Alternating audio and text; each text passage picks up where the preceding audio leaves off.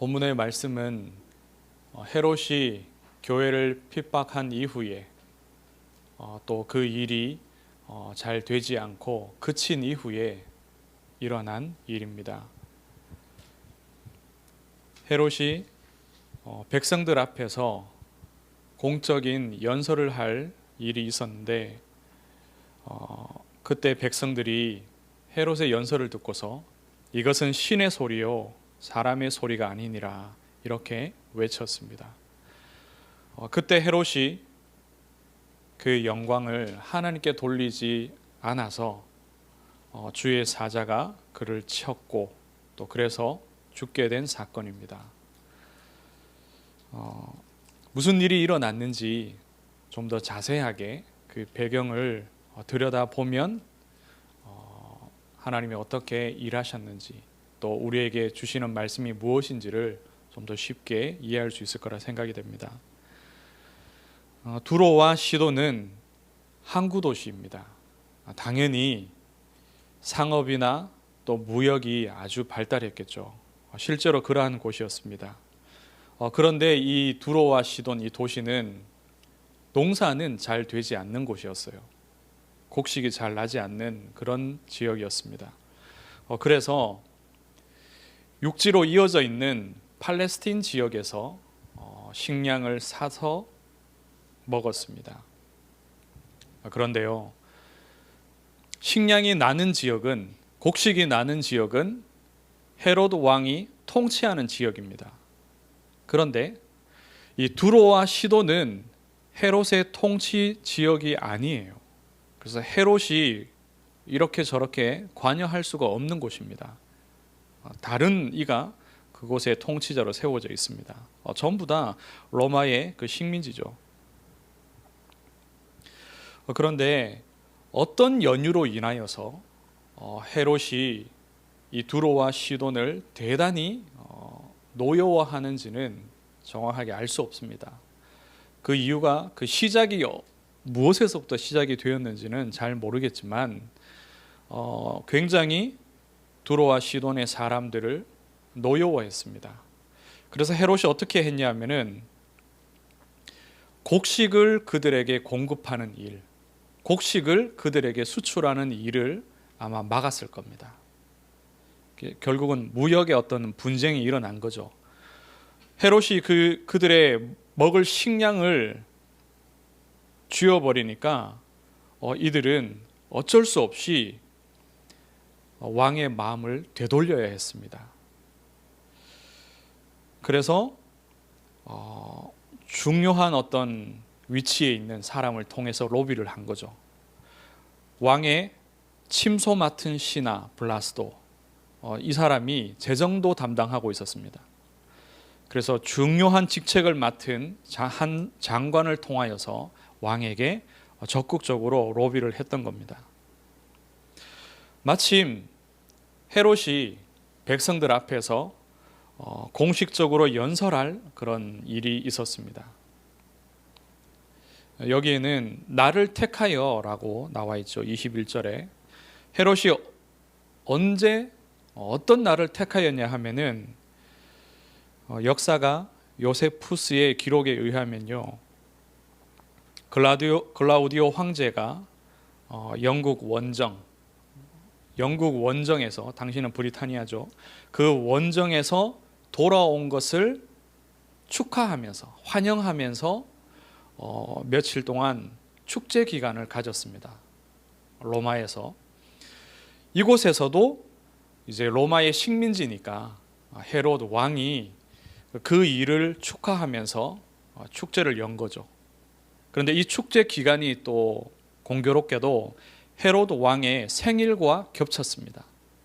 그런 날을 맞아서 좋은 날이죠. 백성들 앞에서 나설 만한 그런 이유가 있는 날입니다. 이 날을 택하여서 헤롯이 연설을 합니다. 이때 두로와 시돈의 많은 사람들도 참석을 하였겠죠.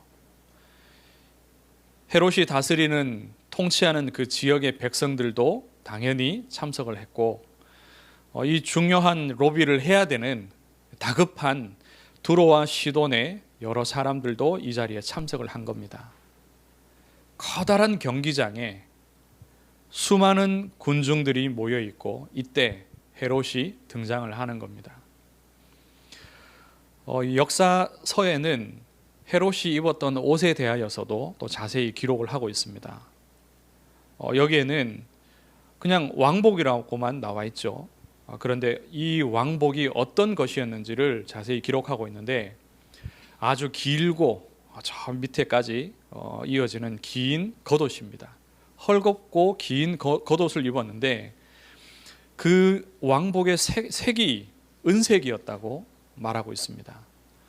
아마도 금속 조각이라든지 이런 것들을 썼겠죠.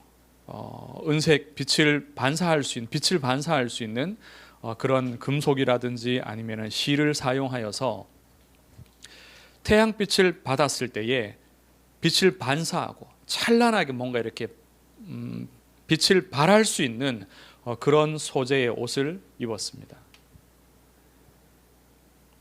이거는 다분히 헤로드 왕의 의도가 있는 것이라고 볼 수 있습니다. 자기가 다스리는 그 모든 백성들이 모이는 그곳에 자기의 생일과 또 로마 황제를 어떤 축하하는 그 기간을 택하여서 그 백성들 앞에 나서는 거죠. 얼마든지 자기를 드러내고 우아하고 화려하게 돋보이게 할 수 있는 그런 옷을 입고 나설 수 있는 겁니다.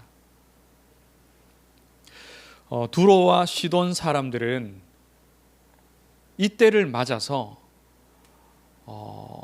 장관을 통하여서도 왕에게 로비를 하고 있었던 터에 왕의 연설을 맞아서 아첨하는 겁니다. 헬라 문화의 사람들은 범신론적인 그런 신관을 가지고 있습니다. 자연과 우주에 무수한 신들이 있는 것으로 이렇게 믿고 있는 거죠. 그리고 특히 왕을 신 또는 신의 아들로 부르기도 하였습니다. 마치 애굽의 문화에서 파라오를 태양신의 아들로 이렇게 칭하고 또 그렇게 섬기는 것과 같이 헬라의 문화에서도 통치자를 그렇게 보았습니다.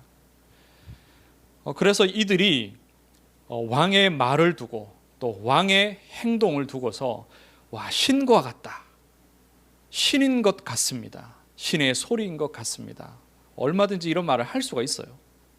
그런데 마침 두로와 시돈 사람들에게 있어서는 곡식을 꼭 얻어야 되는 그런 상황이기 때문에 더더욱 왕에게 아첨하는 그런 말들을 하는 겁니다. 여러 가지 조건과 상황들이 맞아떨어집니다. 두로와 시돈 사람들을 위시해서 왕이 다스리는 그 지역에 많은 유대인들과 또 이방인들이 그 자리에 있었겠죠. 그들이 정말로 이들이 정통한 유대인들이라면 왕을 향하여서 그렇게 말하지는 않았을 겁니다. 그래서 신의 소리라고 말한 이것을 근거로 볼 때에 유대인들보다는 이방인들, 헬라인들, 두로와 시돈 사람들이 주축이 되어서 왕에게 이 말을 한 것을 추측할 수 있습니다. 신의 소리요, 이것은 사람의 소리가 아니라 사람들이 외치기 시작했습니다.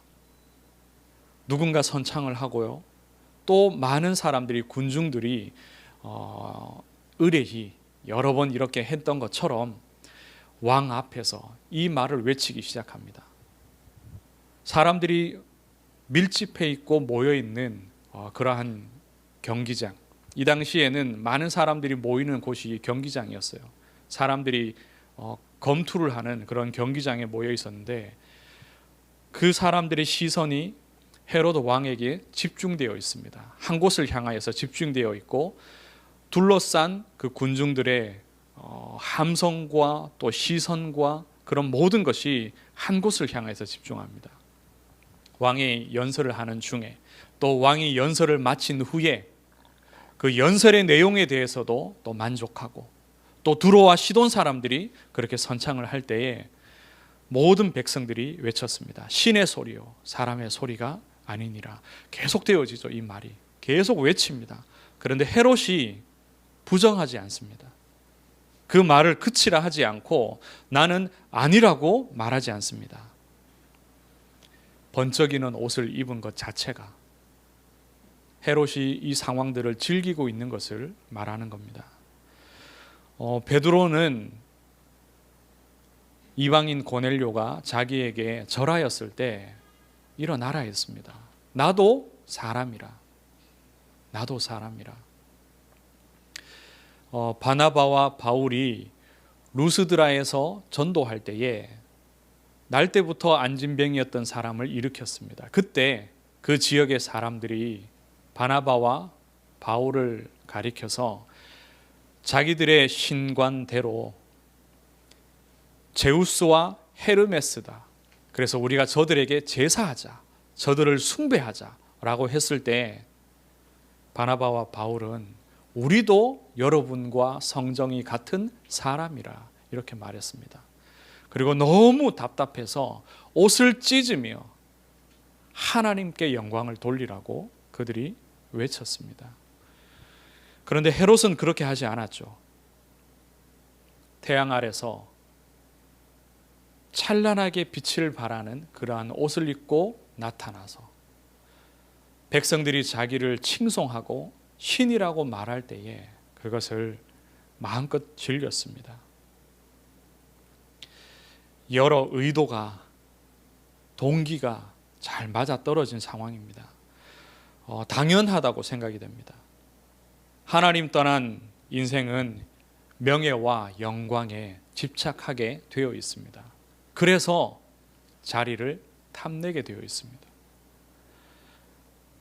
왕이 되고 또 대통령이 되고자 하는 그런 사람들이 얼마든지 배신하고 또 서슴없이 심지어는 자기 형제를 죽이기까지 살인도 서슴지 않는 것을 우리는 잘 알고 있지 않습니까? 멀쩡해 보이는 사람도요, 나이가 들면은 이런 명예와 또 영광에 집착하게 되어집니다.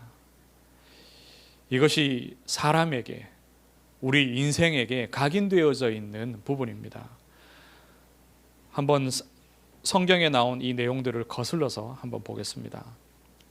교회 안에서 아나니아와 삽비라가 망한 이유가 바로 이겁니다. 교회 안에서 명예를 얻기 위해서 우리도 가진 소유를 다 팔아서 하나님께 드린 사람이다. 대단하구나. 이 명예를 얻고자 아나니아와 삽비라가 하나님을 속이기까지 하게 된 겁니다. 바리새인이 외식하는 이유가 바로 이거죠. 정말로 중심으로는 하나님을 섬기지 않습니다. 그러나 사람들이 보이는 곳에서 일어서서 손을 들어 하늘을 향하여 기도합니다. 그리고 선행을 베풀고 금식하고 이런 것들이 명예를 얻고자 하는 그런 동기죠. 사울 왕이 몰락한 이유가 바로 이겁니다. 사울의 영적인 상태는 이미 망하였습니다. 그렇다면 하나님의 은혜를 구하고 하나님 앞에서 회개하고 사무엘 선지자에게는 가르침을 구해야 할 것입니다. 그런데 사울 왕은 그렇게 하지 않았습니다. 오히려 사무엘 선지자에게 요구하기를 백성들 앞에서는 나의 체면을 세워달라고 그렇게 말했습니다. 더 거슬러 올라가 보면은 아담과 하와가 불순종을 시작한 이유가 바로 이것입니다. 나도 하나님처럼 되겠다. 나도 선과 악을 구분하며 나도 하나님과 같은 능력을 가지겠다. 사단이 공격하는 부분이 바로 이겁니다. 사람의 욕심, 명예와 하나님의 영광을 취하고자 하는 그 욕심. 하나님께서 주의 사자를 보내어 당신의 사자를 보내어서 헤롯 왕으로 하여금 충이 먹어 벌레가 먹어 죽게 하셨습니다. 기록에 의하면요, 이 연설을 마친 후에 하나님의 영광을 스스로 취한 후에 아주 심한 복통이 그에게 찾아왔습니다. 그래서 신하들에 의해서요, 겨우겨우 그의 침소로 가게 되었습니다. 신하들의 도움을 받아서 얼마나 급성으로 심하게 아팠는지 그렇게 갔습니다. 그리고서는 불과 5일 만에 복통으로 사망에 이르게 되었습니다. 그 5일 동안에도요, 사경을 헤맬 만큼 극심한 고통에 시달리다가 결국 죽음에 이르렀다고 기록이 되어 있습니다. 하나님께서 우리에게 요구하시는 것이 무엇이냐? 전도 운동에만 집중하라는 겁니다. 헤롯을 심판은 누가 하셨냐? 하나님께서 직접 하셨습니다. 헤롯이 죽음에 이르게 되고 하나님께서 정치적인 핍박과 박해를 그치게 하신 그 이후에 24절에 말씀하는 것처럼요, 하나님의 말씀은 흥왕하여 더하여졌습니다. 이 모든 일에 하나님께서 하셨죠. 베드로를 살려내시고 정치적인 박해를 그치게 하시고 교회를 핍박하였던 헤롯을 하나님께서 치셨습니다. 그 이후에 하나님의 말씀이 흥왕하여졌습니다. 이것이 절대 주권자의 뜻이고 의지입니다. 사도행전에 보면 하나님의 말씀이 흥왕한 그 내용을 기록하고 있는 곳이 몇 곳 있습니다. 사도행전 6장에 보면 교회 안에 구제로 인하여서 갈등이 생겼을 때에 사도들이 영적인 결정을 합니다. 우리는 말씀과 기도에 집중하겠다. 이러한 일을 감당할 7 집사를 세우도록 하겠다. 그래서 일꾼들이 세워졌습니다. 물론 이들은 교회의 재정과 여러 일을 맡아서 했지만 현장에서도 복음 증거하는 중직자였습니다. 일꾼들이 세워진 이후에 하나님의 교회가 말씀이 흥왕하여지고 교회가 힘을 얻어서 세워졌습니다. 사도행전 9장에 사울이 예루살렘 교회를 핍박하고 많은 사람들을 잡았습니다. 그런데 하나님께서 사울을 회심토록 하셨고 그가 이제는 하나님의 전도자가 되어서 다소에서 다메섹에서요, 말씀을 증거합니다. 복음을 전파할 그때에 이제 하나님의 교회가 일어나고 성도들이 일어나고 힘을 얻고 여러 지역으로 복음이 확산되어집니다. 야고보가 죽고 베드로는 투옥되고 정치적인 박해가 시작되었는데 하나님이 역사하시자 그 일들이 그쳐지고 그 일을 시작했던 헤롯은 죽음에 이릅니다. 이것이 하나님의 목적이 아니라요, 하나님이 하시는 궁극적인 일은요, 말씀이 흥왕하는 것, 주의 교회가 하나님의 이 말씀 사역 감당하는 것을 원하십니다. 헤롯을 상대로 교회가 민중운동을 한 것이 아닙니다. 억울함을 호소하고 많은 사람들에게 그 사실을 알리고 또 여론을 가지고서 통치자와 싸운 것이 아닙니다. 교회는 아무런 공격도 하지 않았습니다. 억울하다는 말도 할 수 없었습니다. 그저 하나님의 뜻을 찾고 은혜를 구하며 기도한 것이 전부입니다. 그리고 교회 안에서는요, 일꾼을 세우고 전도자를 훈련시키고 그리고 현장에 나가서는 계속해서 복음 증거하는 일을 하였습니다. 교회가 이 땅에서 세상을 향하여서 할 일이 오직 이것밖에 없습니다. 복음 운동, 이 복음 운동을 감당하기 위해서 우리가 하나님 앞에서 기도하고 은혜를 구하는 겁니다. 하나님의 영광을 가로채는 모든 일은 하나님께서 알아서 심판하십니다. 궁극적으로 그리스도께서 오셨을 때도 심판하시지만 하나님의 때를 따라 언제든지 하나님은 심판하십니다. 교회가 이 땅에서 해야 될 일, 복음 운동, 그 일을 그리스도께서 하셨기 때문입니다. 그리스도께서 이 땅에 오셔서 천국 말씀을 전파하시고 마귀에게 눌린 자들을 자유케 하시고 십자가를 지시며 우리 인생의 죄의 멍에를 벗겨주셨습니다.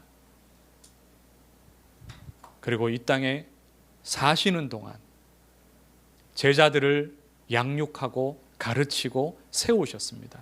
그리고 그 이후에도 성령으로 역사하셔서 전도자들과 함께 하시며 그들이 가는 곳에서 복음의 역사가 일어나도록 일하고 계십니다. 세상의 조롱과 핍박에 대하여서 예수님께서는 아무 말씀도 하지 않으셨습니다. 화를 내시거나 크게 외친 것들은 하나님의 백성들을 향하여서 하나님의 뜻을 깨달으라고 말씀하신 겁니다. 정치적인 세력이나 통치자들을 향하여서 하나님의 말씀 앞에 무릎 꿇을 것을, 회개할 것을, 그것을 말씀하신 것 외에는 말씀하신 것이 없으십니다. 이사야 53장 7절에 보면 그가 곤욕을 당하여 괴로울 때에도 그의 입을 열지 아니하였으며 마치 도수장으로 끌려가는 어린 양과 털 깎는 자 앞에서 잠잠한 양같이 그의 입을 열지 아니하였도다. 아무 말씀 하지 않으셨습니다. 그런데 지금 이 땅의 교회들은 말이 많습니다. 세상의 통치자들을 향하여서, 법을 만드는 사람들을 향하여서, 세상의 권력 가진 자들을 향하여서, 힘 있는 자들을 향하여서 많은 말들을 하고 있습니다. 하나님이 살아계시며 그리스도가 우리 인생의 영적 문제를 해결할 유일한 구원자라는 사실을 말하는 것 외에 다른 말들이 너무나 많습니다. 오히려 우리가 정말로 해야 될 말을 놓치고 사단이 기뻐할 말들을 하고 있는 거겠죠. 하나님께서는 우리도 그렇게 하라고 말씀하십니다. 우리도 그리스도와 같이 하라고 말씀하십니다. 베드로전서 4장 13절에 보면 오히려 너희가 그리스도의 고난에 참여하는 것으로 즐거워하라. 그리고 그 뒤에 이어지는 말씀에 보면요, 세상을 향하여서 다른 말을 하지 말라고 말씀하십니다. 세상의 싸움에 대하여서 그것으로 인하여서 고난받지 말라고 말씀하십니다. 하나님의 자녀가 고난받는 것은 당연합니다. 그리스도와 같은 고난입니다. 그리고 그 고난을 하나님께서는 기억하고 계시며 보고 계십니다. 필요하시면 하나님께서 관여하시고 하나님께서 심판하실 것입니다. 우리는 세상의 가르침과 반대로 가야 됩니다. 세상은 네 것을 뺏기지 말라고 말합니다. 너에게는 권리가 있고 너에게는 당연히 받아야 될 것이 있다라고 가르칩니다. 그래서 투쟁하라고 하죠. 맞서서 싸우라고 하죠. 그리고 아주 수준 높은 세상의 지도자들은 폭력 없이 비폭력으로 싸울 것도 가르칩니다. 그러나 그것도 투쟁입니다. 교회는 세상을 향하여서 육신적으로 투쟁할 필요가 없습니다. 혹시 잃게 된다면 주면 됩니다. 빼앗긴다면 주면 됩니다. 그리스도께서 그렇게 하셨기 때문에. 그러나 다 빼앗긴 것 같지만 그리스도의 그리스도적인 그 사역을 통하여서 복음을 전파하셨고 십자가를 지셨으며 부활하셨습니다. 그리스도의 그 일을 통하여서 하나님이 원하시는 구원의 역사가 이 땅에 임하게 되었습니다. 이 시대에 우리 교회를 향하여서 또 앞으로 날이 갈수록 시간이 갈수록 이런 핍박과 박해와 반대가 더 커질 것입니다. 그러나 우리는 싸울 필요가 없습니다. 우리가 싸워야 될 것은 사단과 영적인 싸움을 해야 됩니다. 그것은 우리가 열심히 한다고 이기거나 소홀히 한다고 실패하는 것이 아닙니다. 이미 그리스도께서 승리하신 싸움입니다. 그래서 하나님의 말씀 붙잡고 영안을 열고 정확하게 그리스도 이름으로 기도하면 됩니다. 누리면 됩니다. 우리 하나님께 다 맡기고 핍박도 맡기고 세상으로 인한 걱정도 맡기시기를 바랍니다. 경제도 우리의 자녀도 우리의 미래도 하나님께서 다 책임지실 줄로 믿습니다. 자녀의 신분을 누리면서 오직 복음 전하는 일에 하나님 앞에서 귀하게 쓰임받기를 주의 이름으로 축원합니다. 하나님 은혜를 감사합니다. 초대교회가 큰 어려움에 당하고 망하고 실패하는 것 같지만 하나님께서 지키시며 은혜를 베푸시며 역사하심을 감사합니다. 하나님 영안을 열어서 하나님의 역사를 보게 하시고 하나님의 말씀으로 힘을 얻게 하시며 오직 말씀 증거하는 일에 집중케 하여 주옵소서. 이 시대에 또 주님이 오시는 날까지 말씀이 흥왕하여 더하기를 간절히 소원합니다. 살아계신 예수 그리스도 이름으로 기도드리옵나이다. 아멘.